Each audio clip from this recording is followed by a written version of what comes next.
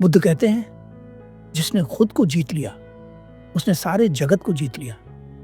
अब यहाँ पर बुद्ध उस जीत और हार की बात नहीं कर रहे हैं जो ज्यादातर लोग समझते हैं। लोग समझते हैं कि जीतने के लिए किसी को हराना जरूरी है, परंतु बुद्ध उस खेल के बारे में बात कर रहे हैं जिसमें हार किसी की नहीं होती, केवल जीत होती है। या अन्य शब्दों में कहें तो हार भी हमारी होती है और जीत भी। किसी दूसरे का इस खेल से कोई संबंध नहीं है।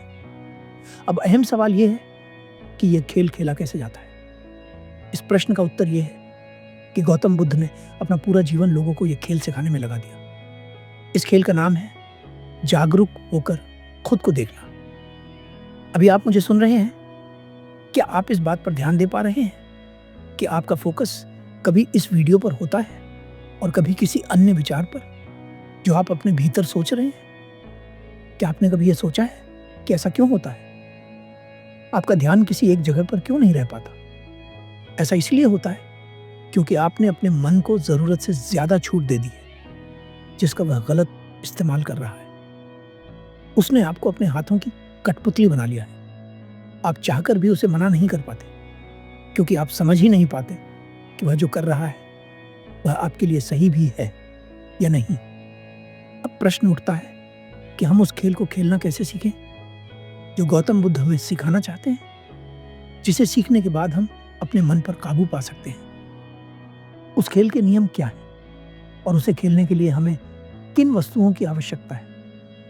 इन प्रश्नों का उत्तर है कि उस खेल को खेलने के लिए आपको कहीं जाने की जरूरत नहीं है और न ही आपको किसी वस्तु की जरूरत है। जरूरत है तो केवल एक जगह पर टिक कर बैठने की। बुद्ध कहते हैं, अगर तुम एक जगह पर टिक कर बैठ सकते हो तो तुम इस ब्रह्मांड की हर उस चीज को जान सकते हो जो जानने योग्य है। अब आपके मन में एक सवाल उठ रहा होगा, क्या एक जगह बैठने से हमारी सभी समस्याएं खत्म हो जाएंगी? इस प्रश्न का उत्तर है नहीं। एक जगह पर टिक कर बैठना आपकी किसी भी समस्या का समाधान नहीं है। ये बस आपको इस काबिल बनाता है कि आप अपने जीवन में आने वाली समस्याओं का सामना मुस्कुराहट के साथ कर सकें।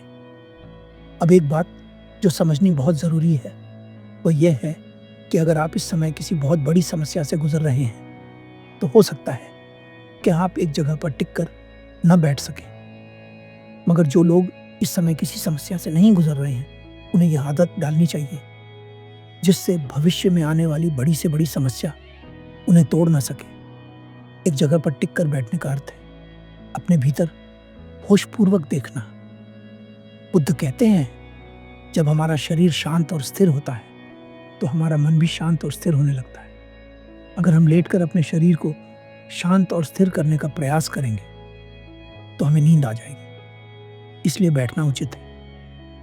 एक बार बुद्ध से कोई पूछता है, बुद्ध, मैं जब भी ध्यान करने बैठता हूँ तो न चाहते हुए भी अपने विचारों में खो जाता हूँ, ऐसा क्यों होता है? बुद्ध कहते हैं, ऐसा इसलिए होता है क्योंकि तुम्हारे भीतर जागरूकता की कमी है। मनुष्य के भीतर हर समय हजारों विचार चलते रहते हैं, परंतु उनमें से कोई एक विचार बहुत प्रबल होता है जिसे मनुष्य पकड़ लेता है। वह विचार उसके भीतर भावना पैदा करता है और वह भावना उससे कार्य कराती है। कार्य के अनुसार ही परिणाम आता है। बुद्ध के द्वारा दिया गया यह सूत्र बड़े कमाल का है। बुद्ध ने बड़े सरल शब्दों में यह समझा दिया कि विचार किस तरह से काम करता है।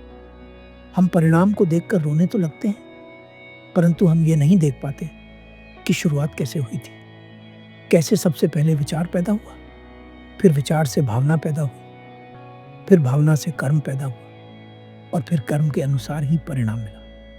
यह एक चेन की तरह काम करता है। इस चेन को देखने के लिए हमें भरपूर जागरूकता की आवश्यकता है, परंतु वह तभी बढ़ेगी जब हम ध्यान के मार्ग पर चलेंगे, क्योंकि जागरूकता हर मनुष्य के भीतर है।